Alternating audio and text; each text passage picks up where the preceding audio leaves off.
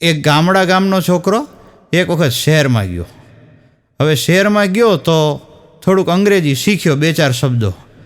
હવે જોજો, ઘણી વખત ઘણા જુવાનિયા છે ને હોશિયારી બહુ મારે. થોડુંક અંગ્રેજી આવડી જાય ને એટલે મંડે ડંફાસ મારવાના, વાયડાઈ બતાવવા.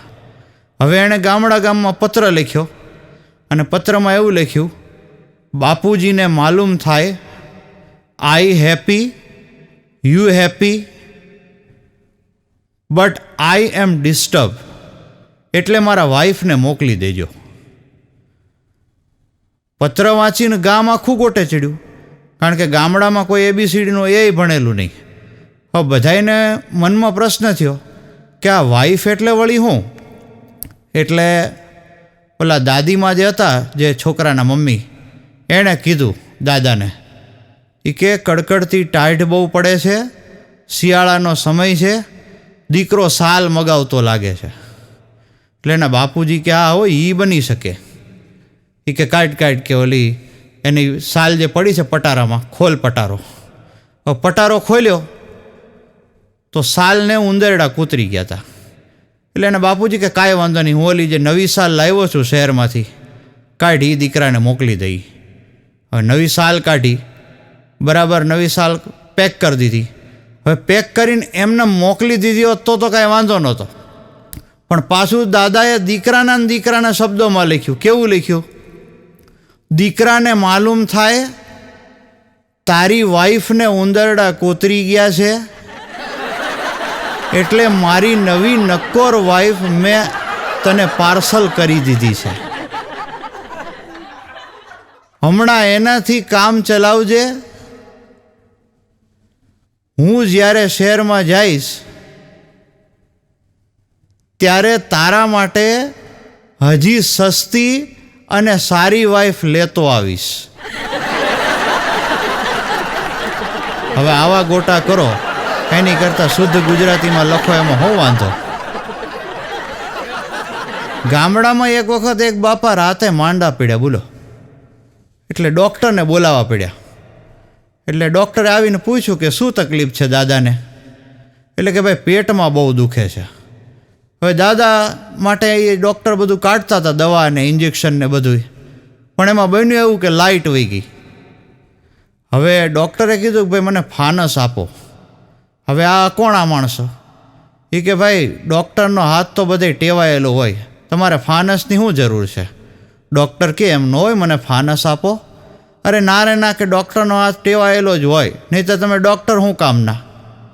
ડૉક્ટર કે આ કોઈ માને એમ તો છે નહીં. ડૉક્ટરે તો જે ઇન્જેક્શન એમને મળ્યું એ ઠપકાર્યું દાદાને. 10 મિનિટ થઈ ત્યાં તો દાદા માંડ્યા બગડા ચટી બોલાવા, ધબધબાટી માંડ્યા બોલાવા, હાથ ઉલાળે ને પગ ઉલાળે ને ખાટલાની પાંગત તોડી નાખીને. બધા ગોટે ચડી ગયા, મૂંઝાઈ ગયા. એ કે આ દાદાને શું થઈ ગયું? આ ક્યાંક દાદા દેવ ન થઈ જાય. તાત્કાલિક દાદાને હોસ્પિટલ લઈ ગયા. હવે હોસ્પિટલ લઈ ગયા ત્યાં લાઇટ આવી ગઈ.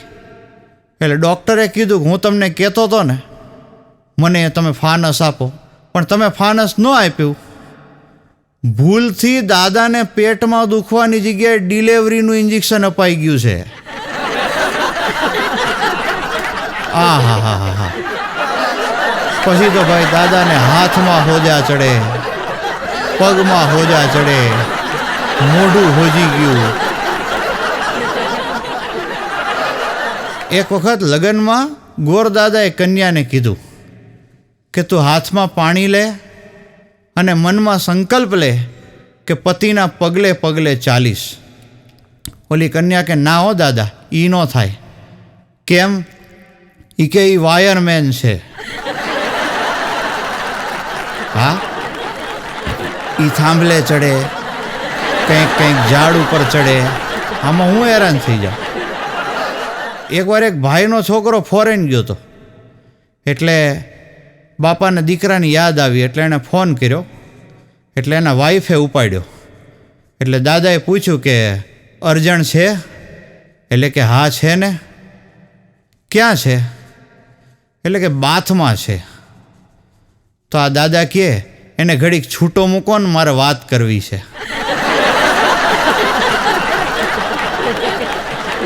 ઓલા સ્વિમિંગ પુલમાં બાથમાં ગયો છે એમ કહેવા માગતા હતા આ દાદા એમ જે બથમાં છે.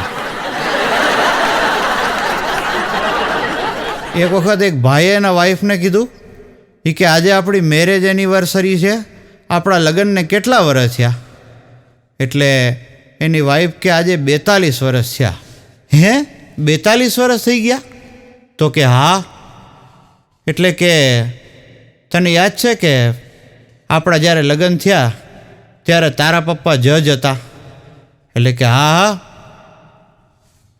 જજ હતા મારા પપ્પા. અને ખબર છે કે તારા પપ્પા મને એમ કહેતા હતા કે મારી દીકરીને સારી રીતે સાચવજો અને મારી દીકરી હારે જ તમારે લગ્ન કરવાના છે, જો નહીં કરું તો તમને જન્મટીપની સજા કરવામાં આવશે. એટલે એની વાઈફ કે હા, આવું મારા પપ્પાએ કીધું હતું. આ કે જો એ મેં સ્વીકારી લીધી હોત તો એ 20 વર્ષે પૂરી થઈ જાત. ખબર નહીં હજી કેટલા વર્ષ કાઢવા પડશે. મારો એક ભાઈબંધ બહુ ફાસ્ટ સ્કૂટર ચલાવીને જતો હતો. અરે મેં કીધું ભલામણ જરા ધીમે ચલાવ, આટલી બધી શું ઉતાવળ છે? હવે તારે ઘરે જ જવું છે? મને કે પણ જમવા માટે તારે ભાભી રાહ જોતી છે. મેં કીધું પણ અલા ભલામણ 10 મિનિટ મોડા જમશો તેમાં શું ફેર પડી જવાનો છે? અરે મને કે મોટો ફેર પડી જાય. મેં કીધું કેમ? મને કે હજી તો હું ઘરે જાઉં, રસોઈ બનાવું, ત્યાં જમવાનો મેળ આવશે ને.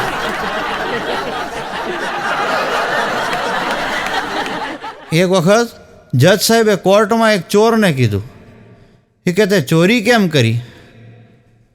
ચોર કે સાહેબ બીજું બધું ગયું તેલ લેવા, હવે પહેલાં મને છૂટાછેડા અપાવો. એટલે જજ કે તે ચોરી કરી એનો કેસ છે, છૂટાછેડાને શું લેવા દેવા? એ કે સાહેબ મેં જેનું પાકીટ ચોર્યું એ પાકીટમાંથી પૈસા તો ન નીકળ્યા, ઉલટાનો મારે વાઈફનો ફોટો નીકળ્યો.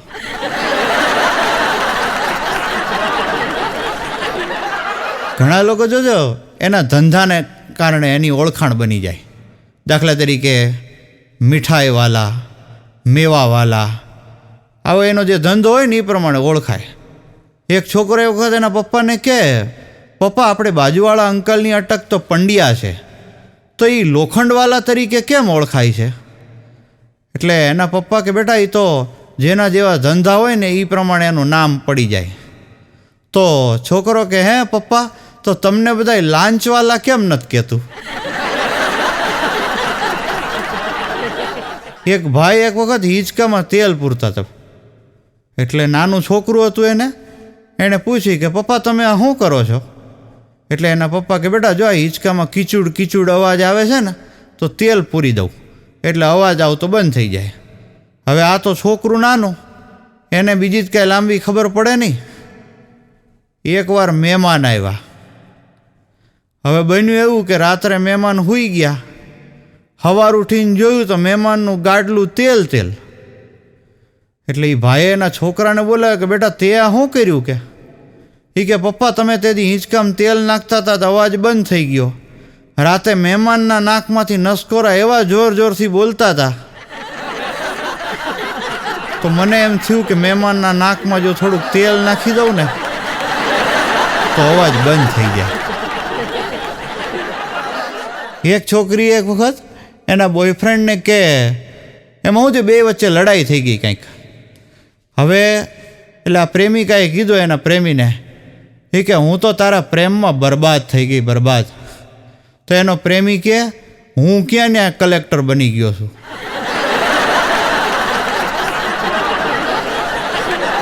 એક છોકરી એક વખત ડૉક્ટર પાસે ગઈ. ડૉક્ટરને જઈને કે સાહેબ મારે 18 વર્ષની ઉંમર છે, હું દેખાવડી છું, સુંદર છું, મારી સ્કિન બહુ ફેર છે, સેન્સિટિવ છે, રાત્રે હું શું લગાડીને સૂવું? ડૉક્ટર કે દરવાજાને સ્ટોપર. એક સ્ત્રી એક વખત મંદિરમાં બેઠી બેઠી રોતી હતી, બોલો. એટલે પૂજારીએ પૂછ્યું કે બેટા શું થયું, તું કેમ આટલી બધી રડે છે? એટલે કે સાહેબ કાલે મારા પતિનું દેહાવસાન થઈ ગયું.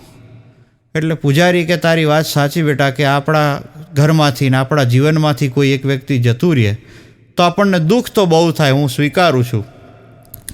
કે તારા પતિ જાતા જાતા કંઈ કહેતા ગયા છે બેટા? તો આ સ્ત્રી કે હા, કે કાલે એમ કહેતા હતા જાતા જાતા કે મારું ગળું મૂકી દે ઢાંકણ. પૂજારી બેહોશ થઈ ગયો. બોલો, એક વખત પતિ પત્નીમાં ઝઘડો થઈ ગયો. હવે પતિ પત્નીમાં ઝઘડો થયો એટલે પત્ની બજારમાં ગઈ અને બજારમાંથી ઝેર લઈ આવી. ઝેર લઈ આવીને પીએ લીધું આવીને, પણ હવે ભગવાનને જે કરવું એ મરી નહીં. એટલે એનો પતિ નિહાકો નાખીને કહે, તને કેટલી વાર કીધું છે વસ્તુ તું જોઈને વ્યવસ્થિત રીતે ચકાસીને લે. આમાં પૈસાય ગયા અને કામેય ન છે. હા, એક જણ એક વખત ડૉક્ટર પાસે જઈને કહે, સાહેબ મારી પત્નીનું ઓપરેશન કરવું પડે એમ છે અપેન્ડિક્સનું, અને એને અપેન્ડિક્સનો દુખાવો થાય છે. ડૉક્ટર કે બેવકૂફ, હજી ગયા વર્ષે જ તારી પત્નીનું અપેન્ડિક્સનું ઓપરેશન કરીને આપણે અપેન્ડિક્સ કાઢી નાખ્યું, અને આ દુનિયામાં એવો કોઈ માણસ ન હોય કે જેને 2 અપેન્ડિક્સ હોય. આ કે સાહેબ આ દુનિયામાં એવો કોઈ માણસ ન હોય, તમારી વાત સાચી કે જેને 2 અપેન્ડિક્સ હોય, પણ એવો માણસ તો હોય ને કે જેને 2 પત્નીઓ હોય. એક જણને એક વખત જોયું કે એનો મિત્ર હતો અને બિચારાની હાલત બહુ કફોડી થઈ ગઈ, હાથ પગ ભાંગી ગયા અને આમ મોઢા ઉપર વાગ્યું ને. એટલે આણે પૂછ્યું કે ભલામણ શું થયું આ તને, કાંઈ એક્સિડન્ટ થયું? અરે કે ના રે ના. તો કે આ કેમ થયું, હાથ પગ ભાંગી ગયા, મોઢા ઉપર તને વાગ્યું, હોજી ગયું બધું, શરીર તારું હોજેલું છે, આવું કેમ થયું? એ કે મારી બાજુમાં ઓલો જણ નથી રહેતો, એ કે જેણે હજી 1 વર્ષ પહેલાં ચાઇનીઝ છોકરી યારે લગ્ન કર્યા. એટલે મેં કીધું હા. મન કે કાલે એની વાઈફ ગુજરી ગઈ. તો મેં કીધું પણ એમાં તારા હાથ પગ ભાંગવા અરે શું લેવા દેવા? મન કે એ કાલે એ જણ બહુ રોતો હતો ને, તો મેં એને જઈને ખાલી એટલું જ કીધું કે ભલા માણસ રો છો શું કામ, આ તો પત્ની હતી તે 1 વર્ષે ટકી, બાકી તો ચાઇનાનો માલ ક્યાં જાજો ટકે છે.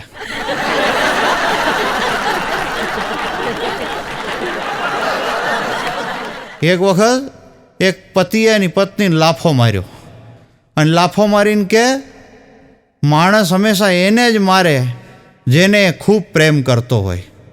ત્યાં તો એની પત્નીએ એના પતિને જોરથી 4 લાફા માર્યા અને દંડો લઈને દંડે ઓલાને હોલારી નાખ્યો.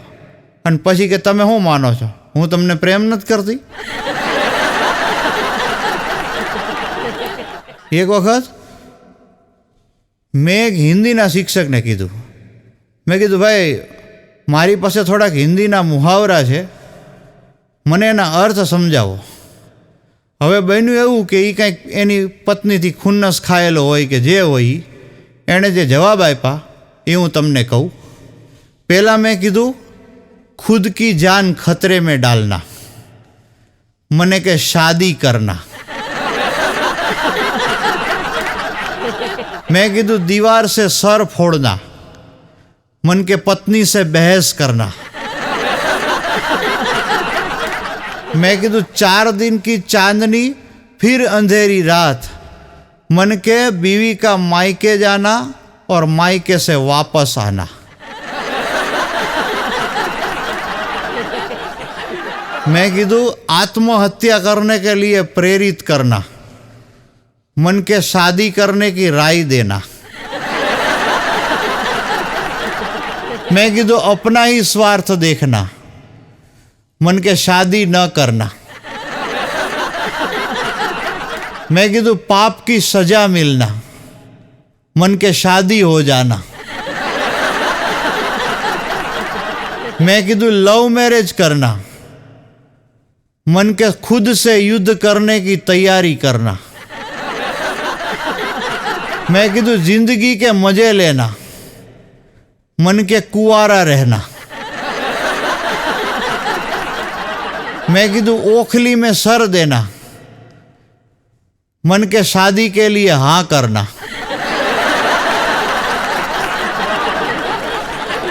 मैं कीधु खुद को लूटते हुए देखना, मन के पत्नी की मांगे पूरी करना.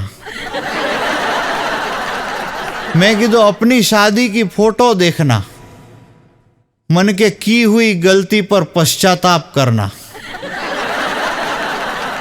मैं कीधु शादी के लिए हाँ करना, मन के स्वेच्छा से जेल जाना. અને છેલ્લે મેં કીધું બેગાની શાદી મેં અબ્દુલ્લા દીવાના, મને કે દૂસરો કે દુઃખ મેં ખુદ કી ખુશી ઢૂંઢના. અને છેલ્લે મેં કીધું સાલી આધી ઘરવાલી, मन के वो आइटम जो दूल्हे को दिखाई जाती है मगर दी नहीं जाती.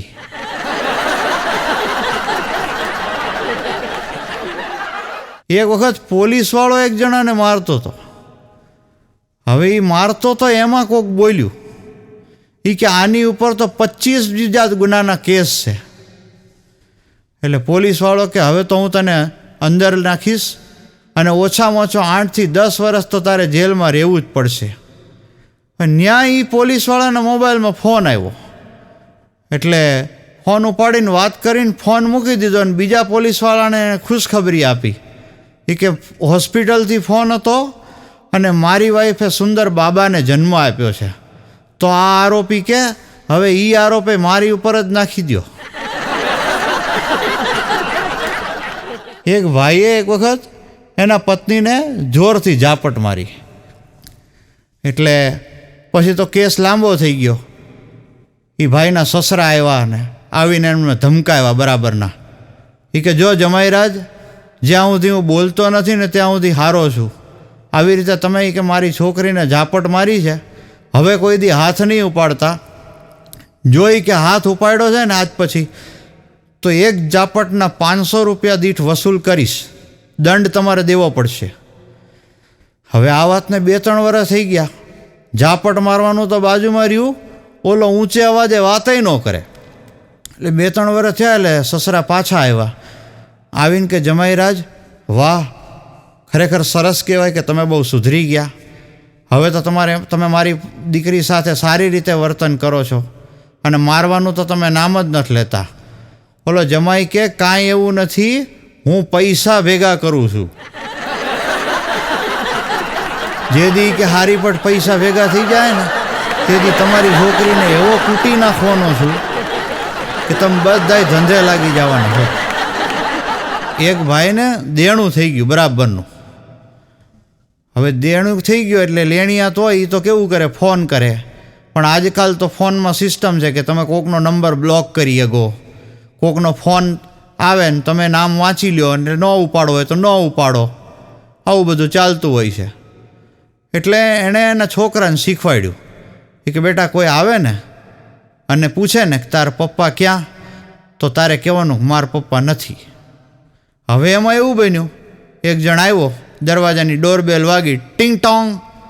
છોકરાએ દરવાજો ખોલ્યો એટલે સામે ઊભા હતા. એણે પૂછ્યું કે તારા પપ્પા ક્યાં. હવે આ છોકરો બારણે ઊભો ઊભો કહે કે પપ્પા આ ભાઈ આવ્યા છે એને કહી દો ને તમે નથી, એમ હમણાં જેમ તમે શીખવાડ્યું મને એમ જ એને જવાબ આપી દો ને કે તમે નથી ઘરે. છોકરાઓનું એવું છે ભાઈ, એને તમે શીખવાડો એવું એ શીખે. એકવાર ભારતનો, અમેરિકાનો અને રશિયાનો ત્રણેય દેશના એક નાગરિક ભેગા છે. બોલો, હવે ત્રણેય વાતું કરે હો. એમાં રશિયાવાળો કે અમારા દેશની પ્રગતિ જુઓ, અમારે ત્યાં તો 17-18 વર્ષનો છોકરો આખા બધા સ્પેર પાર્ટ ભેગા કરી અને નવા પ્લેનનું નિર્માણ કરી નાખે. બોલો.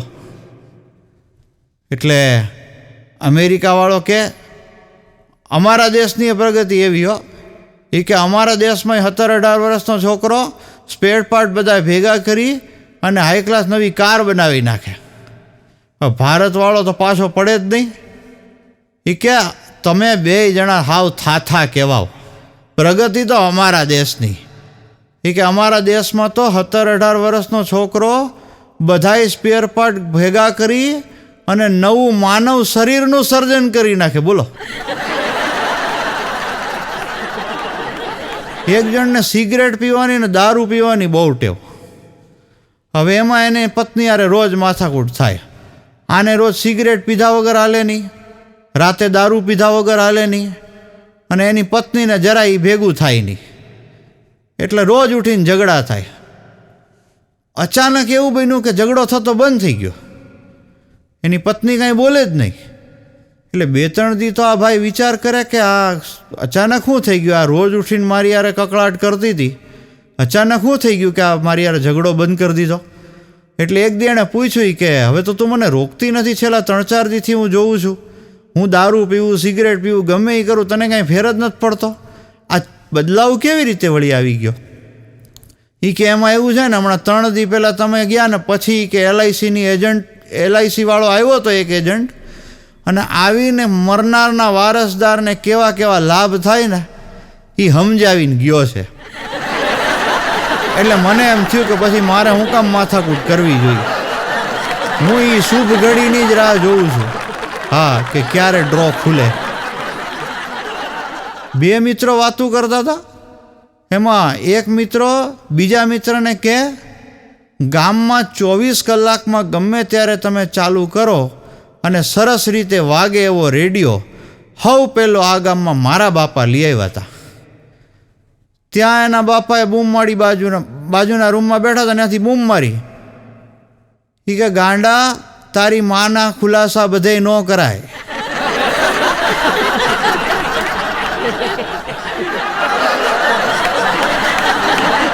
એક સ્વયંસેવક એક વખત સમજાવતા હતા, બોલો, એ કે જે માણસ હુલ્લડમાંથી પસાર થયો હોય એને ખબર પડે કે એની પીડા શું કહેવાય.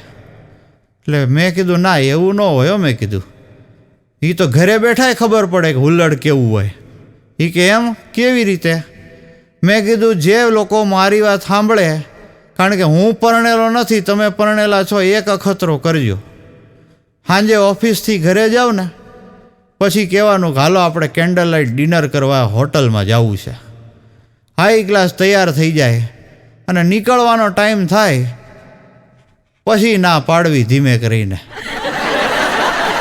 જો મજા પછી. એક વખત એક ભાઈ એની પત્નીને કહે, તમારી જુલ્ફોને જરા કાબૂમાં રાખો. એની પત્ની કે, ઓહોહો, તમને આટલી બધી મારી ચિંતા છે? એનો ધણી કે, આ દાળમાં તારા જટિયા આવે છે એટલે કહું છું.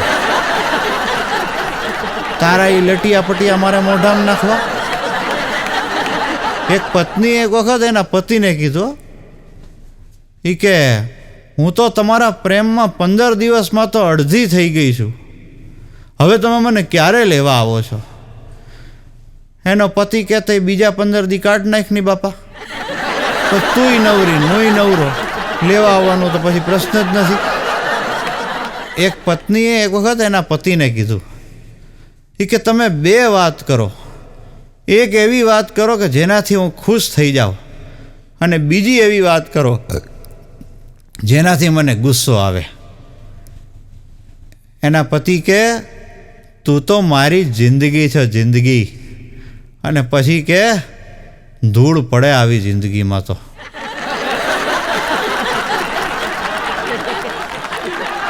એક વખત ભારત અને પાકિસ્તાનને એક સોનાની મરઘી ઈંડા આપતી હતી. એક ઈંડું ભારતને આપે, એક પાકિસ્તાનને આપે. એક ભારતને આપે, એક પાકિસ્તાનને આપે. હવે એમાં બન્યું એવું કે એક વખત એ મરઘીએ સોનાનું ઈંડું ભારત ને પાકિસ્તાનની સરહદની વચ્ચે મૂક્યું. હવે પ્રશ્ન એ થયો કે લેવું કોણે? એટલે 2 સ્પર્ધાનું આયોજન કર્યું. કેવી સ્પર્ધા? કે જે સૌથી વધારે માર ખાય એ સ્પર્ધા જીતી ગયું અને એ સોનાનું ઈંડું એણે લઈ જવાનું. બધાય નક્કી થયું. હવે આપણા ભારતના વડાપ્રધાન કે, પેલા મારવાનો વારો મારો. પાકિસ્તાનના વડાપ્રધાન કે, કાંઈ વાંધો નહીં.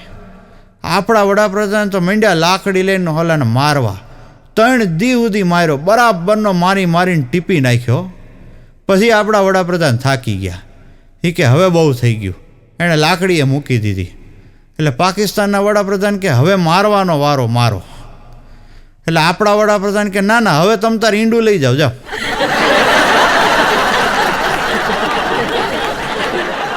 એક પ્લેનમાં એક વખત એવું બન્યું, એક પાયલોટે માઇકમાં જાહેરાત કરી કે 1 કલાક પછી આપણે લેન્ડ કરવાના છીએ. હવે આટલું બોલીને માઇક બંધ કરવાનું ભૂલી ગયો અને પછી કો પાયલોટને કે, હવે હું 1 કપ ચા પીશ, એરોસ્ટેસની કિસ લઈશ. આ બધું બહાર સાંભળાય. ત્યાં તો એરોસ્ટેસ સાંભળી ગઈ. એ દોડી અંદર. હવે દોડતા દોડતા ભૂલથી એનાથી એક નાના બાળકનો પગ દબાઈ ગયો. હવે આ 7-8 વર્ષનું ટાબરિયું એરોસ્ટેસને કહે છે, ઓહો હો, બહુ ઉતાવળ છે, તમે સાંભળ્યું નહીં બરાબર? હજી તો એ ચાની ચુસ્કીઓ લેશે, પછી તમારી યારે પ્રેમ પ્રકરણ શરૂ કરશે.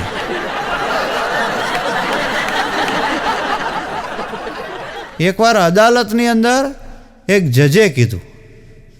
હવે જજે કે તે છેલ્લા 10 વર્ષથી તારી પત્નીને તારા કાબૂમાં રાખી છે, સાચી વાત? એટલે આ કે સાહેબ એમાં વાત એમ છે ને, જજ કે એ બધું જ આવવા દે, તે તારી પત્નીને કાબૂમાં રાખી કેવી રીતે એ જણાવ્યું મને. હું કામ કાબૂમાં રાખીને એ જાણવામાં મને રસ નથી, પણ રાખી કેવી રીતે એ તું મને ટેકનિક સમજાય.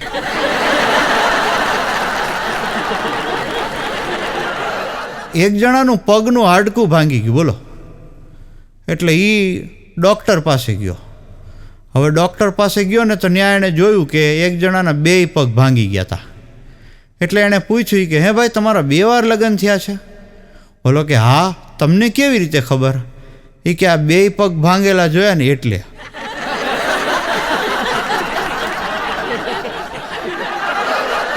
એક દર્દીએ એક વખત ડૉક્ટરને ઓપરેશન થિયેટરમાં પૂછ્યું, એ કે સાહેબ તમે આ ફૂલોની માળા કેમ સાથે રાખી છે? ડૉક્ટર કે આ મારું પહેલું ઓપરેશન છે, જો સફળ થઈ ગયું તો મને પહેરવા મળશે, નહીંતર તું તો છો જ છેલ્લે.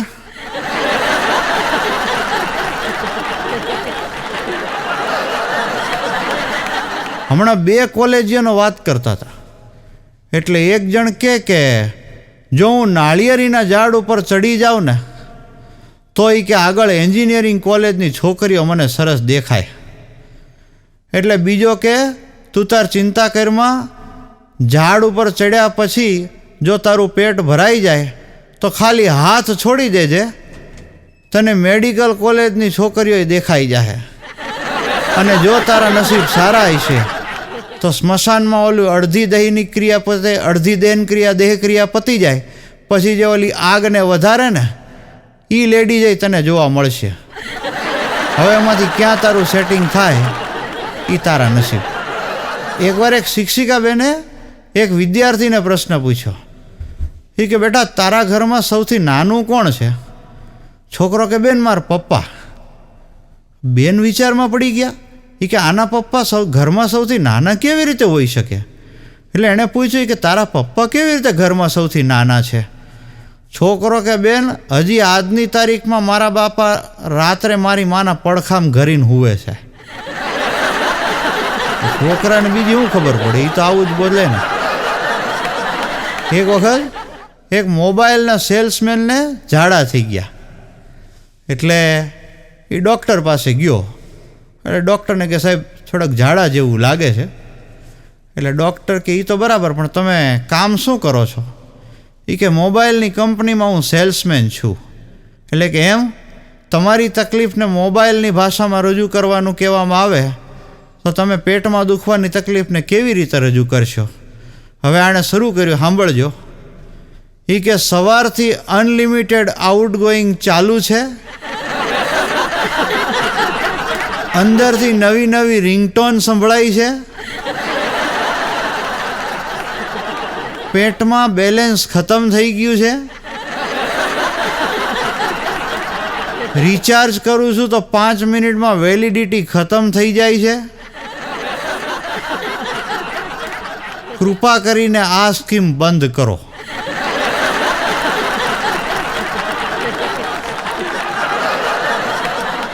એક શિક્ષકે એક વખત એક છોકરાને પૂછ્યું, એ કે નાડીને અંગ્રેજીમાં શું કહેવાય? છોકરો કે સાહેબ PhD કહેવાય. એટલે સાહેબ કે આ તો નવેલા. એ કે નાડીને, લેંઘાની નાડીને PhD કેવી રીતે કહેવાય? છોકરો કે સાહેબ PhD એટલે પાઇસો હોલ્ડિંગ ડિવાઇસ. માણસે જિંદગીમાં સુખી થવું હોય ને તો સાહેબ એના રસોડામાં પડેલા પ્રેશર કુકરને જોવાનું. જોયું છે ને તમે બધાએ પ્રેશર કુકરને? એની હાલત જોજો સાહેબ. આમ ગેસ પર એ ગરમ થતું હોય, નીચેથી એને ગરમી લાગતી હોય, ઉપરથી એને પ્રેશર આવતું હોય, તો પણ પ્રેશર કુકર એની સીટી વગાડતું હોય.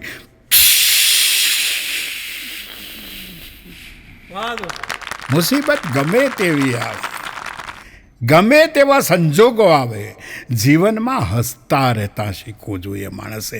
પ્રેશર કુકરની જેમ માણસે જીવનમાં હસતા રહેવું જોઈએ, કારણ કે હાસ્ય એ જ માણસનો ધોરીમાર્ગ જે છે. તો હમણાં એક હોસ્પિટલમાં મુલાકાત લેવા માટે ગયો. આ તો યાદ આવી ગયું એટલે તમને કહી દઉં છું. હમણાં વચ્ચે કોરોના આવ્યો ને, દર્દીઓની મુલાકાત હું લેતો હતો. સાહેબ, કોરોનામાં થાય એવું કે 11 નંબરના ખાટલા ઉપર જે કોઈ સૂવે એ સવારે 11 વાગે આપોઆપ ટપકી જાય, આપોઆપ ટપકી જાય. જે કોઈ 11 નંબરના ખાટલા પર સૂવે એટલે 11 વાગે એ ટપકી જાય.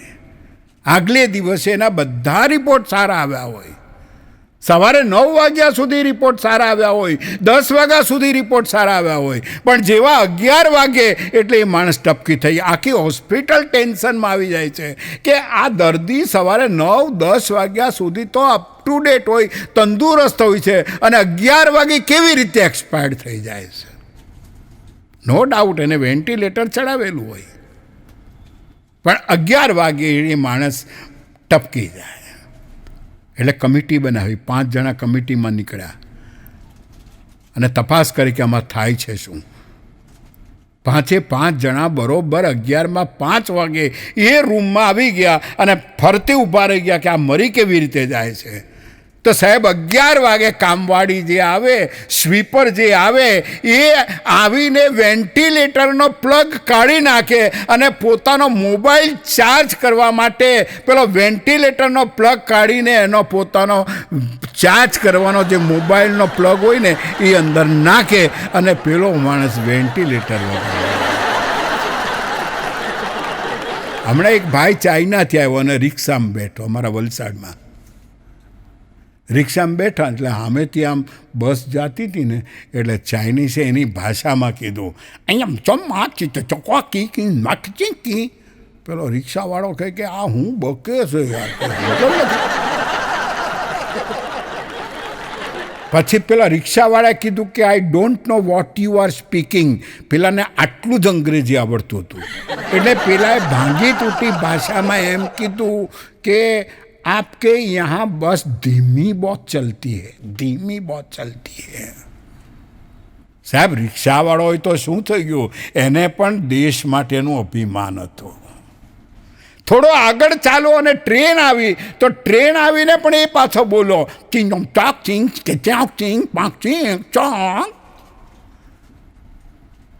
પેલો કીધું ભાઈ તો કે આપકે यहाँ ट्रेन इतनी धीमी चलती है. પેલા રિક્ષાવાળાને ખુન્નસ ચડ્યું સાહેબ. પેલા ચાઇનીઝે તિથલના દરિયા કિનારે જવું હતું, રિક્ષામાં બેસાડ્યો, તિથલનો દરિયો કિનારો આવ્યો એટલે એને ઉતાર્યો કે આપકા તિથલ કા દરિયા કિનારા આ ગયા હૈ. પેલા એ સાહેબ 25 રૂપિયાને બદલે 5000 રૂપિયાનું બિલ બનાવ્યું. પેલો ચાઇનીઝ કે पहुंची, पेलो के तो के 5000 रुपया बिल होता है. तो क्या साहब होता है, क्योंकि हमारे यहाँ धीमा चलता है, सही बात है, लेकिन हमारा रिक्शा का जो मीटर आता है ना वो चाइनीज से आता है और ये फास्ट ही चलता है.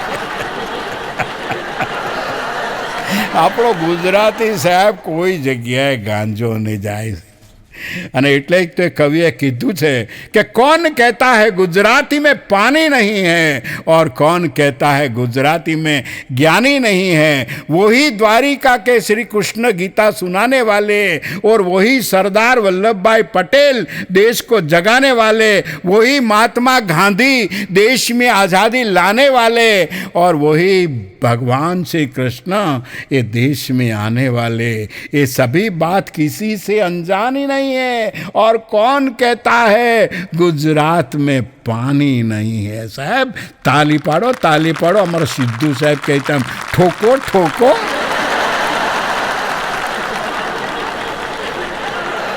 ભાષાની મજા છે સાહેબ. હું આમ તો વલસાડથી આવું છું, પણ અમારે ત્યાં એક પ્રોબ્લેમ છે. હવે આ તો પેટ છૂટી વાત તમારી આગળ કહેવામાં વાંધો નથી. અમારે ત્યાં સાહેબ શું થાય કે શ અને શ આ બોલે ને એ ભલે જુદા જુદા રીતે એના પ્રોનાઉન્સીસ નીકળતા હોય, પણ બાકી બધું હરખું જ હોય. હા, મારો 9 વાગે કાર્યક્રમ હતો અને 8:45 વાગે લાઇટ જતી રહી. મેં મિસિસને કીધું, મૂકું લાઇટ જતી રહી અને મારો 9 વાગે કાર્યક્રમ છે અને હવે શું કરશું? કપડાં ઇસ્ત્રી કરેલા છે. મને કે રહી ગયા. મૂકું હવે મને કે એક કામ કરો, બાજુવાળા કાકા છે ને એની પાસે કોલસાવાળી ઇસ્ત્રી છે, તમે જલ્દી લઈ આવો, ત્યાં સુધીમાં હું તમારી થાળી બનાવી દઉં. હવે મારું પણ શ આવે એટલે પાટી આઉટ થઈ જાય, કારણ કે અમારે ત્યાં સ્ત્રી અને ઇસ્ત્રી બંને સરખું જ બોલાય. એટલે દોડતો ગયો અને મેં કીધું, કાકા તમારી ઇસ્ત્રી આપો ને.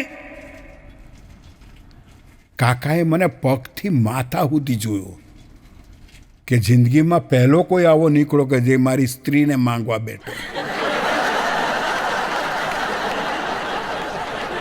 મને કે શું જોઈએ? કાકા તમારી ઇસ્ત્રી આપો ને. મને કે પેલી બેઠી લઈ જા. મેં કીધું, કાકા એ ના જોઈએ, મારે તો પેલી લુગડાવાળી જોઈએ. મને કે એ લુગડાવાળી જ છે, લઈ જા. 8 વારનું પહેર્યું છે, લઈ જા. મેં કીધું, કાકા એ ના જોઈએ, મારે તો પેલી ગરમ થાય એ જોઈએ.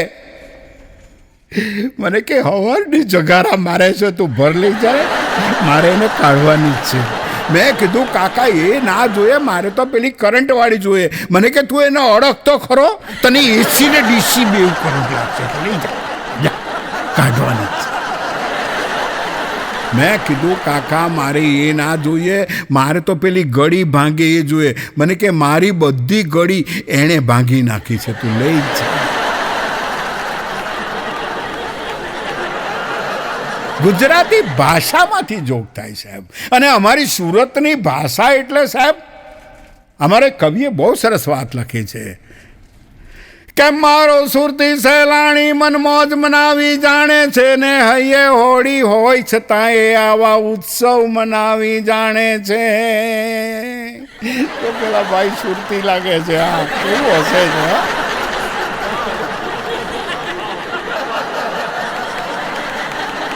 કે મારો સુરતી સહેલાણી મન મોજ મનાવી જાણે છે અને હૈયે હોળી હોય છતાં પણ આવા ઉત્સવ મનાવી જાણે છે.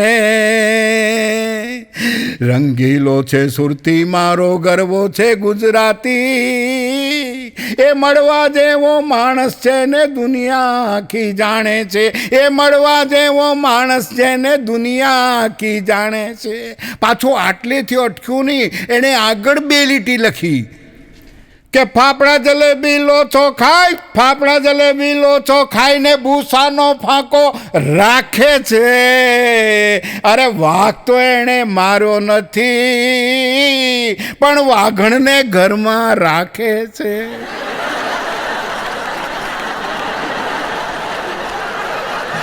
અમારો રંગીલો સુરતી છે સાહેબ. પણ એક વસ્તુ હંમેશા જીવનમાં યાદ રાખજો સાહેબ, કે જે હસી શકે ને એવા જ મિત્રો બનાવવા. ભલે આ દેશની અંદર રામાયણ હોય કે મહાભારત હોય, પણ રામાયણ એ રામાયણ છે અને મહાભારત એ મહાભારત છે. રામાયણની અંદર ગાદીએ બેસવા કોઈ તૈયાર નથી, અને મહાભારતની અંદર આપણે જોઈએ છે તો એમાં ગાદીએ બેસવાની લડાઈ ચાલે છે. અને એટલે જ કહું છું કે ક્યારે અહંકાર નહીં રાખો, અભિમાન નહીં રાખો. તંદુરસ્તી જ કાયમ રહેવાની છે એવી ક્યારેય તમે શ્રદ્ધા નહીં રાખો. જે દિવસે અભિમાન આવે તે દિવસે તમારે ભૂકંપ વિસ્તારની મુલાકાત લેવી જોઈએ. જે દિવસે તમને તંદુરસ્તી પર અભિમાન આવે તે દિવસે તમારે હોસ્પિટલની મુલાકાત લેવી જોઈએ. અને જે દિવસે તમને તમારા રૂપ ઉપર અભિમાન આવે તે દિવસે પેલી જૂની ફિલ્મની જે હિરોઈન આવે છે ને એને તમે જોઈ લેજો. અને જે દિવસે તમને તમારા જ્ઞાન ઉપર અભિમાન આવે તે દિવસે ગાંડાની હોસ્પિટલની મુલાકાત લઈ લેજો સાહેબ. અમે માત્ર હસાવાનું જ કામ નથી કરતા, પણ જ્ઞાન સાથે ગમ્મત અને ગમ્મત સાથે જ્ઞાનની વૃદ્ધિ કરાવવાનું પણ કામ આ કોમેડી કિંગ દ્વારા આપની સમક્ષ અમે કરીએ છીએ. ક્યારેક તો મને પોતાને એમ થાય છે, હમણાં ઘણી વાર છે ને બહેનો મંદિરમાં બેસીને ભજન ગાતી હોય ને, અને જીવો જીવો આમ પવિત્ર તહેવારો આવે એટલે ભજનના આમ બહુ શરૂ થઈ જાય. હા, ગોવિંદ બોલો હરિ ગોપાલ બોલો, ગોવિંદ બોલો હરિ ગોપાલ બોલો. હમણાં એ કાકા મંદિરમાં ભજન ગાતા ગાતા ઘરમાં આવ્યા અને જમવાનો ટાઈમ થાય એટલે મંદિર છોડીને રસોડું યાદ આવે. સીધા આવ્યા ગાવા બેઠા, ગોવિંદ બોલો હરિ ગોપાલ બોલો, ગોવિંદ બોલો હરિ ગોપાલ બોલો. પછી આમ ગાતા જાય ને રસોડામાં ધોતા જાય. કેટલો વાર છે, ગોવિંદ બોલો હરિ ગોપાલ બોલો. કેટલો વાર છે, ગોવિંદ. પેલી અંદરથી કીધું, ભૂખ જો લાગી હોય તો તુવર છોલો, ભૂખ જો લાગી હોય તો તુવર છોલો. સાહેબ એટલું બધું ખાય, અપવાસ કરે એમાં કે જેનો કોઈ હિસાબ નહીં. હમણાં એ કાકાને મેં પૂછું મૂકો, કાકા આ તમારી તંદુરસ્તીનું રહસ્ય શું? કાકો કે હું રોજ ચાલું છું, 5 કિલોમીટર ચાલું છું. પછી મેં એને પૂછું મૂકું, કાકા તમે 5 કિલોમીટર ચાલો એ બરાબર, એ તમારી તંદુરસ્તીને કારણે, પણ મારે તમને એ પૂછવું છે કે કાકી તંદુરસ્ત છે એનું રહસ્ય શું? કાકો કે હું 5 કિલોમીટર ચાલું કોઈ કેમ એ જોવા માટે એ મારી પાછળ પાછળ 5 કિલોમીટર અમે બંને ચાલીએ એટલે અમારા બંનેની તંદુરસ્તી સારી. સાહેબ આ વોકિંગ જે છે ને, દરેક માણસ વોકિંગ કરવું જોઈએ. મને પણ એવી એકવાર ઈચ્છા થઈ કે લા હું પણ વોકિંગ કરું. સાહેબ સવારમાં 4 વાગે ઉઠીને હું વોકિંગ કરવા માટે નીકળ્યો સાયકલ ઉપર. હા, સાયકલ પર નીકળ્યો હું. લોકો આમ ચાલતા જાય, હું ચાલતો વોકિંગ કરવા માટે નીકળ્યો તો મને 5 જણાએ પૂછ્યું, મને કે રમેશભાઈ હમણાં કયું પેપર નાખો છો? તારા કપાળમાં કાંદા પોડું, હું પેપર નાખવા માટે ચાલુ છું. પણ સાહેબ વોકિંગના પ્રકાર છે.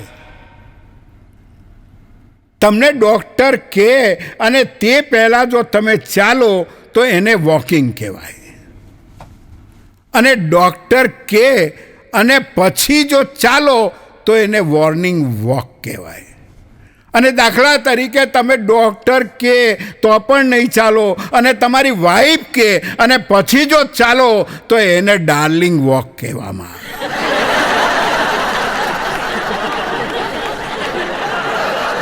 અને મજા ક્યાં આવે સાહેબ ખબર છે?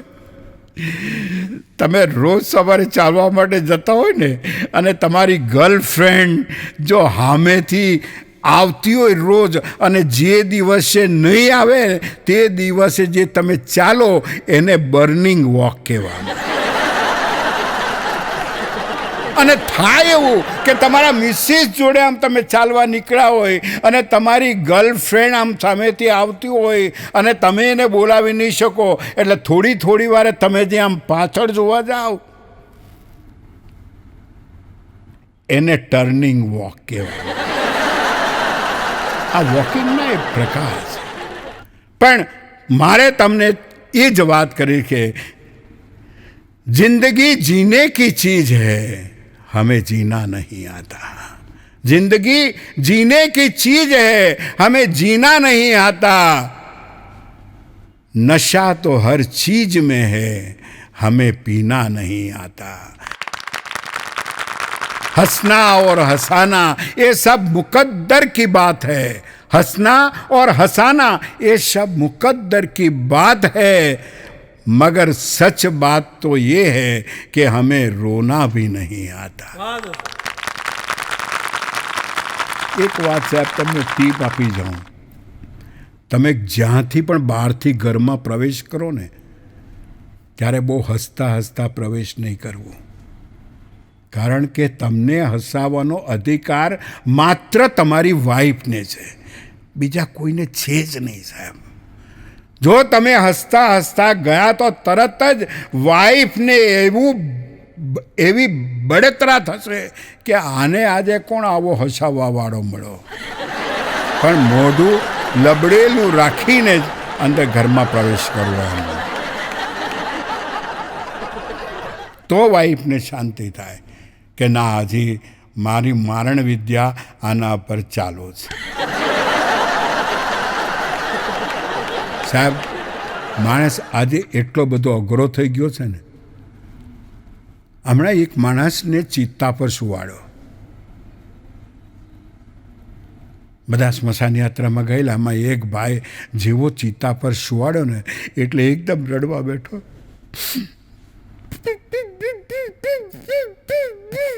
બિચારો મરી ગયો.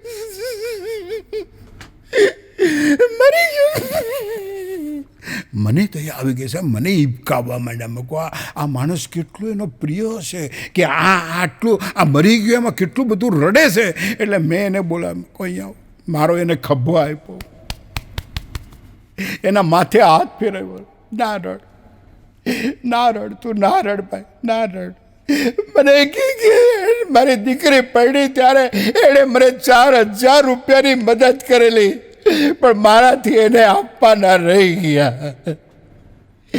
મેં એના ખિસ્સામાં જોયું ને તો 2,000ની 2 નોટ હતી. મેં કીધું સાચી વાત ભાઈ, માણસ બહુ પ્રેમાળ હતો, પણ તારા ખિસ્સામાં 4,000 રૂપિયા છે, જા તું એના ચિતા નીચે મૂકી આવ એટલે તારું ઋણ પૂરું થઈ જાય. હવે આવું કીધા પછી જો ના પાડે ને તો વનવેમાં ઘૂસી ગયો એવું લાગે. એટલે બિચારો 4,000 રૂપિયાની ચિત્તા નીચે મૂકી આવ્યો અને મારાથી દૂર જઈને બેઠો. ત્યારે મને થયું કે આ માણસ જો કેટલો સ્વાર્થી છે. પણ એ દૂર જઈને બેઠો, એમાં પછી ત્રીજો માણસ આવ્યો ને એ એકદમ રડવા બેઠો.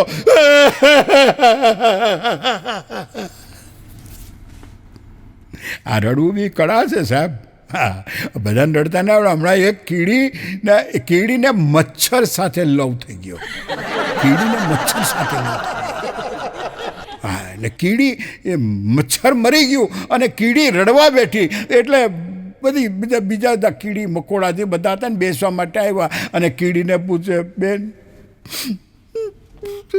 શું થયેલું? મંકુભાઈને, મચ્છરને મંકુ કે. આપણે તો સાહેબ આ રિવાજ છે, મચ્છર આમ નામ જુદું પાડે.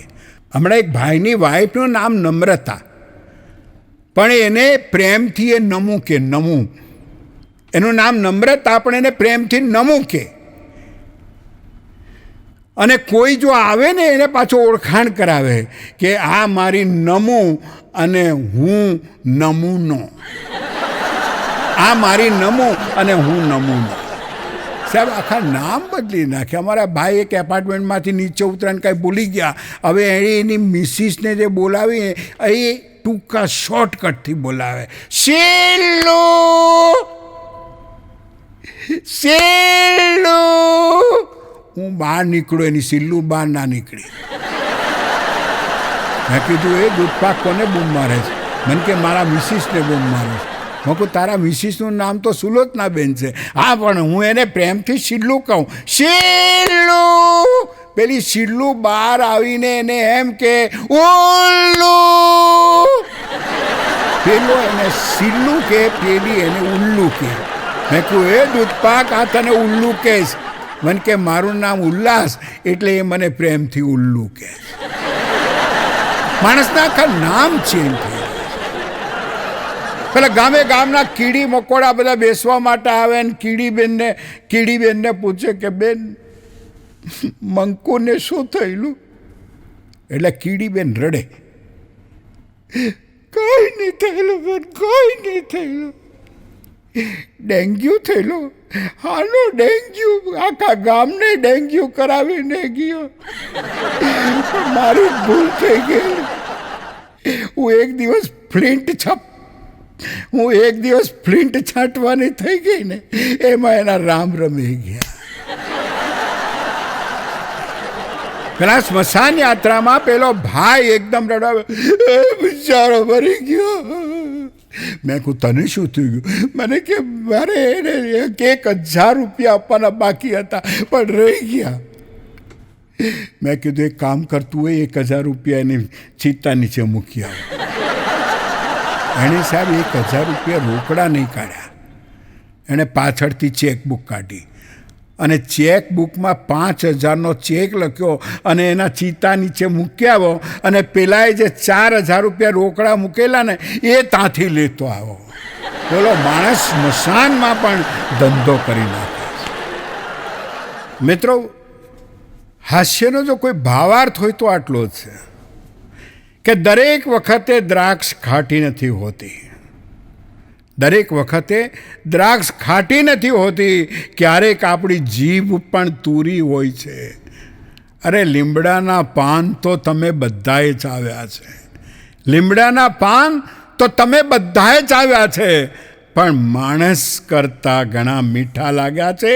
એ આપણા બધાનો અનુભવ છે. હમણાં પ્લેનમાં હું અમેરિકાથી આવતો હતો અને મારી બાજુમાં એક કાકા ખભા ઉપર પોપટ લઈને બેઠા, બાજુમાં જ. સાહેબ, પોપટ એટલો ફાઇન ને કે આપણને એમ થાય કે એને ખોડામાં લઈને રમાડીએ. એમાં સામેથી એર હોસ્ટેસ આવી. એર હોસ્ટેસ આવી એટલે તરત જ પોપટ બોલું, hello, good morning, good morning. પેલી એર હોસ્ટેસ પોપટનો અવાજ સાંભળીને એમ બોલે, હાય, ગુડ મોર્નિંગ, ગુડ મોર્નિંગ. અને ત્યાર પછી તો પેલી એર હોસ્ટેસે એના આમ ગાલ પર હાથ ફેરાયો, નાઈસ, નાઈસ, નાઈસ.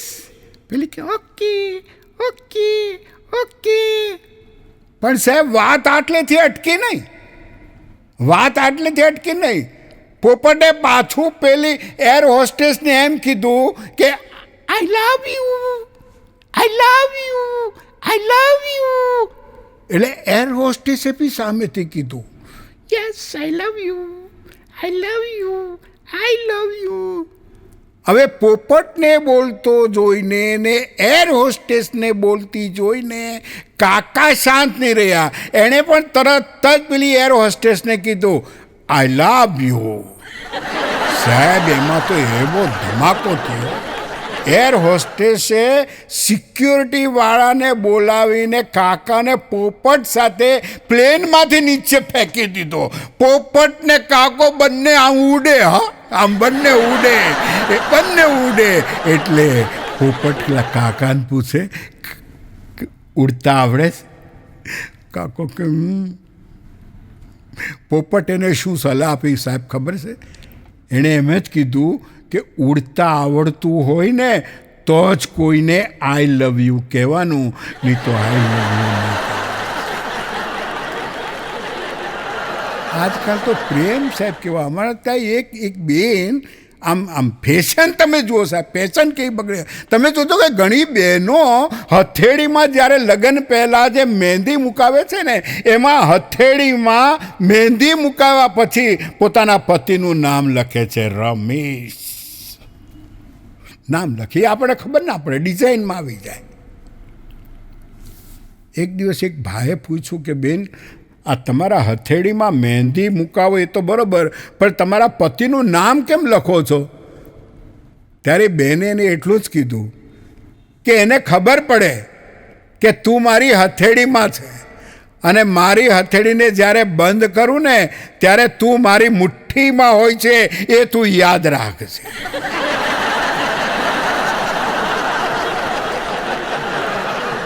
સાહેબ આ ફેશન અને વ્યસન જે ચાલે છે ને, અમારા વલસાડની અંદર એક બેને મેક્સી પહેરેલી, મેક્સી આમ નીચેથી સાંકળી અને એના બટન પાછળ, એના જે રાબેતા મુજબના નિયમ હોય તે પ્રમાણે. જેવી આમ બસ આવી, અને બસ આવી એટલે જેવી એમ સામેથી બસ આવી એટલે બસ ઊંચી, એનાથી પેલો પગ આગળ ના જાય એટલે એણે પાછળથી એક બટન કાઢ્યું, ના ચડાય એટલે બીજું બટન કાઢ્યું, ના ચડાય એટલે ત્રીજું બટન કાઢ્યું.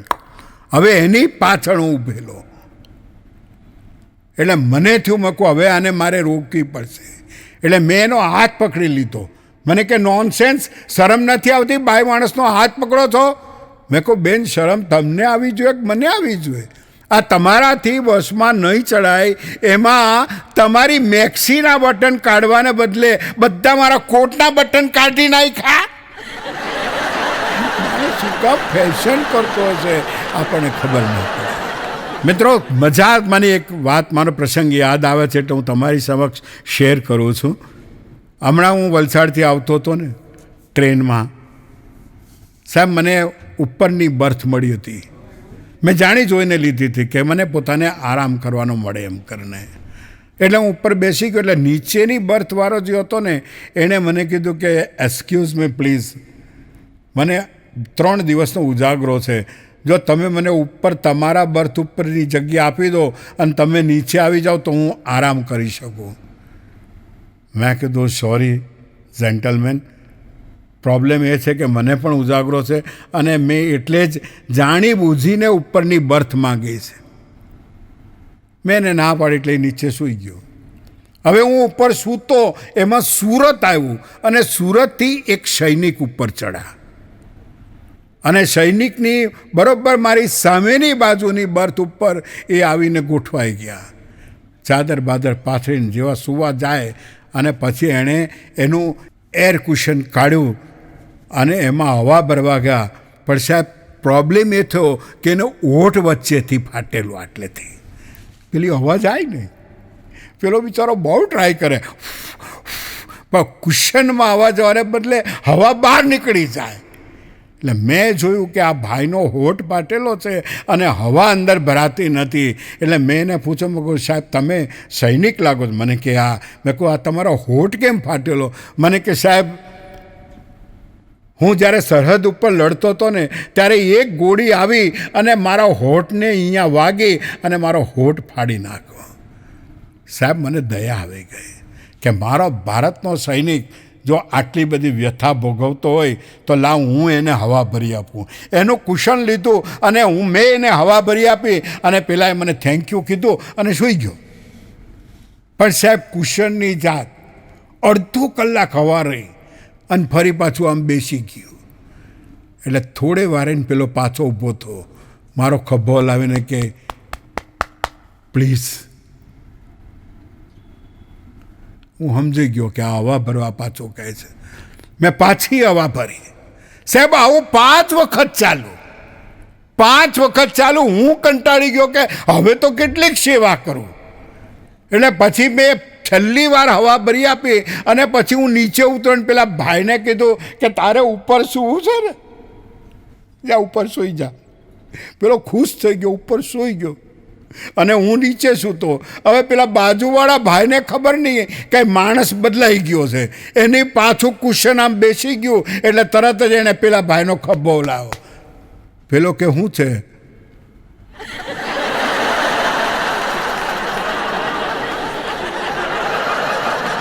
પેલો કે હું પણ?